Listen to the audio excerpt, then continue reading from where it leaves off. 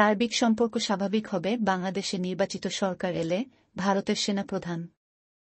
ভারত ও বাংলাদেশের সামরিক সম্পর্ক ও সহযোগিতা আগের মতোই আছে উল্লেখ করে ভারতের সেনাপ্রধান জেনারেল উপেন্দ্র দ্বিবেদী বলেছেন, দুই দেশের পারস্পরিক সার্বিক সম্পর্ক তখনই স্বাভাবিক হবে যখন সে দেশে নির্বাচিত সরকার ক্ষমতায় আসবে।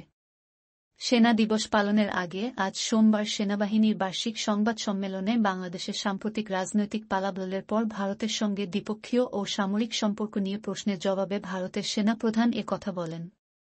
তিনি বলেন, বাংলাদেশ ভারতের এক গুরুত্বপূর্ণ স্ট্র্যাটেজিক পার্টনার, কৌশলগত অংশীদার। কোনো ধরনের শত্রুতা দুই দেশের জন্যই ক্ষতিকর। তাতে কারো স্বার্থ চরিতার্থ হবে না। ভারতের সেনাপ্রধান আরও বলেন, আমরা প্রতিবেশী। আমাদের দুই দেশকেই একসঙ্গে বাস করতে হবে। পরস্পরকে জানতে ও বুঝতে হবে।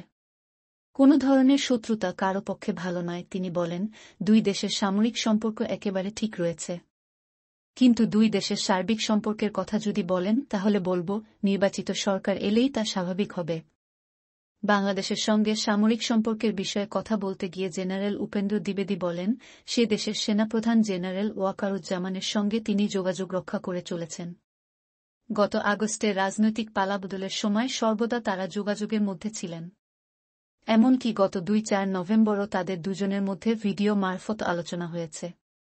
তারা সব সময় নিজেদের মধ্যে যোগাযোগ রেখেছেন। এখনও সেই যোগাযোগ অব্যাহত আছে।